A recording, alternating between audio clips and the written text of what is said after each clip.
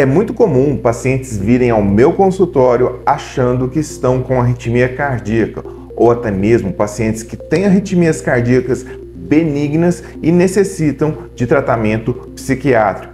Então hoje eu vou falar para você sobre o escitalopram, um medicamento muito utilizado, para que ele serve, as indicações, como utilizar, quais são os efeitos colaterais e tudo sobre esse medicamento. Então, se você já gosta desse conteúdo, eu já te peço o like e vem pro vídeo. Agora você pode se tornar membro oficial do nosso canal. Além de inscrito, seja membro e faça parte de um conteúdo exclusivo para você. Então, a partir de R$ 4,99 por mês, você vai ter conteúdo exclusivo com vídeos semanais só para você que é membro do Doutor Arritmia. Seja bem-vindo ao Doutor Arritmia, eu sou o Dr. Felipe Souza, sou médico cardiologista, especialista em arritmias e marca-passo. E nesse vídeo eu vou te falar dessa medicação muito utilizada que é o escitalopram. O escitalopram é um medicamento utilizado para tratar transtornos de ansiedade, transtornos de pânico,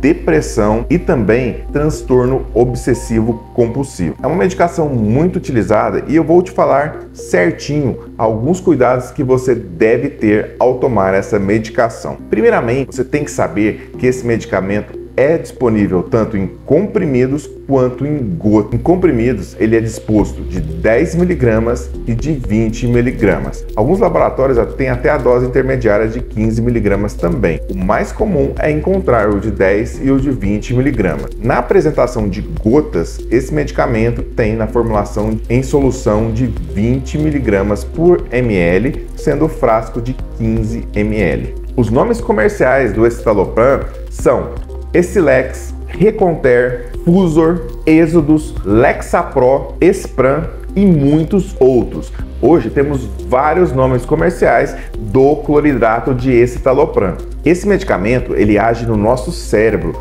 corrigindo os níveis de neurotransmissores que estão inadequados em determinadas doenças, os níveis de serotonina, de dopamina e muitos outros. Então, você tem que entender que determinadas doenças podem afetar essas concentrações no seu cérebro e o escitalopram ele vai nivelá-los na forma melhor para que tenha corrigido o seu transtorno. A medicação ela não tem efeito imediato, ela demora cerca de 2 semanas para começar a fazer os efeitos, para atingir o seu pico de efeito. Quais são as contraindicações quando eu não devo utilizar o escitalopram? Uma contraindicação absoluta é se você já teve alergia a essa medicação. Pacientes que fazem uso de medicações para Parkinson, ou seja, os IMAUs, eles não podem utilizar junto com o escitalopram. Você já percebeu que esse canal é exclusivo de quem tem arritmias cardíacas? E hoje fala um pouquinho desse medicamento que é muito comum ser prescrito junto com outros medicamentos antiarrítmicos. Então, deve tomar cuidado em pacientes que sentem palpitações, arritmias cardíacas, porque o escitalopram pode diminuir a sensação de muitos pacientes que sofrem de arritmia cardíaca. Outra contraindicação é as mulheres que estão gestantes. É importante que não se utilize essa medicação durante a gestação.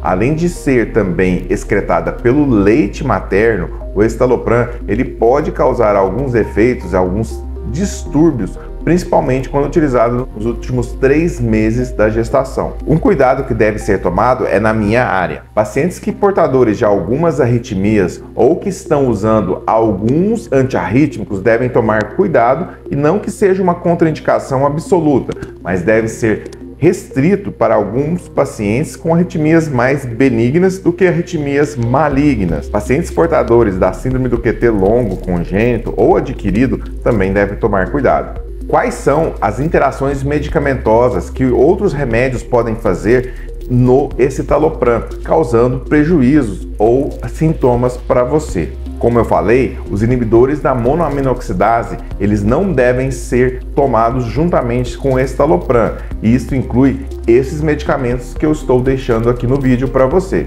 Um antibiótico utilizado em UTIs, principalmente na internação hospitalar, é a linezolida. É muito perigoso o uso dessa medicação pelas interações medicamentosas que podem ter. Pacientes que fazem uso de AS, aspirina, ácido acetil salicílico, eles podem ter um pouco mais de sangramento se estiverem tomando o escitalopram, mas isso é uma interação medicamentosa que não vemos com frequência. O escitalopram, ele pode mudar, alterar naqueles pacientes que tomam anticoagulante e podem deixar o sangue mais fino nesses pacientes. Então, pacientes que fazem uso de varfarina, Marevan, Coumadin podem ter interferência nos seus níveis de RNI, o nível do TAP. Por isso que é importante que ao iniciar o escitalopram, faça o controle do TAP adequadamente. E quando devemos tomar o escitalopram? Estômago cheio ou vazio, com alimentos ou com bebidas?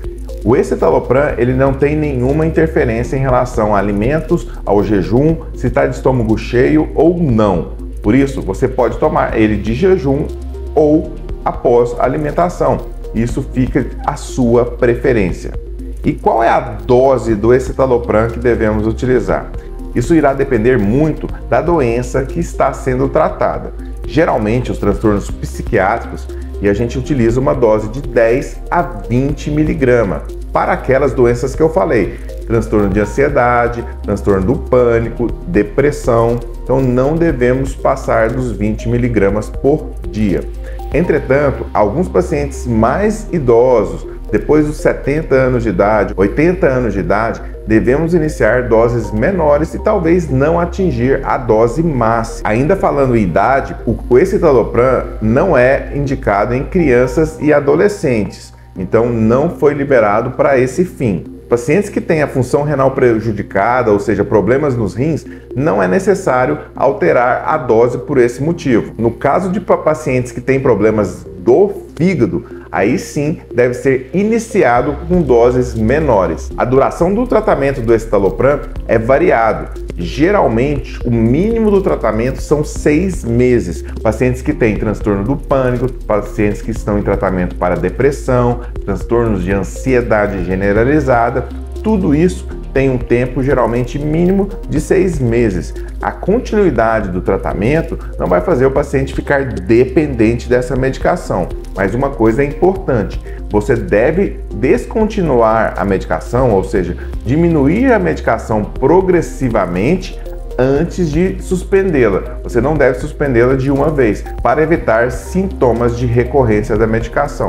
E se você esqueceu de tomar o escitalopram naquele dia, o que você vai fazer? Até antes de você dormir, se você esqueceu de tomar de manhã cedo, por exemplo, você pode tomar à noite e retomar a dose habitual no dia certo e no horário correto. Por exemplo, você esqueceu de tomar de manhã cedo hoje, você toma agora à noite, por exemplo, e depois você vai utilizar amanhã cedo no mesmo horário, corrigindo assim aquela alteração. E quais são os efeitos adversos, os efeitos colaterais do escitalopram? Os efeitos colaterais, os efeitos adversos do escitalopram se dão geralmente no início do tratamento, nas primeiras 2 semanas. Então, alguns efeitos que eu vou falar para vocês aqui, eles são passageiros e depois podem sumir ao longo do tratamento. Por isso, é importante que você inicie a medicação sabendo disso. Ao iniciar a medicação, um dos efeitos colaterais mais comuns são náusea e dor de cabeça. Isso pode acontecer em mais de 10% dos pacientes que estão tomando a medicação nas primeiras semanas. Outra reação que pode acontecer é diminuição do apetite ou até mesmo aumento do apetite. Pode acontecer em qualquer pessoa. Então, o apetite ele pode ficar tanto aumentado ou diminuído no início do tratamento. O ganho de peso pode acontecer também nesse tipo de paciente. Lógico, se o paciente perdeu o apetite, ele não vai ter o aumento de peso. Alterações do tipo diarreia, constipação, suor excessivo também pode ocorrer no início do tratamento. E isso é uma condição considerada comum em torno de 5 a 10% dos casos. Em resumo, o escitalopram é uma medicação muito segura e muito utilizada. Se você toma essa medicação, eu gostaria de saber o motivo disso e se você está se dando bem com essa medicação. Já deixa aqui no comentário a sua opinião dessa medicação aqui para mim. Eu sou o Dr. Felipe Souza e agradeço muito a sua audiência. Agora você pode se tornar membro oficial do nosso canal. Além de inscrito, seja membro e faça parte de um conteúdo exclusivo para você. Então, a partir de R$ 4,99 por mês, você vai ter conteúdo exclusivo com vídeos semanais só para você que é membro do Doutor Arritmia.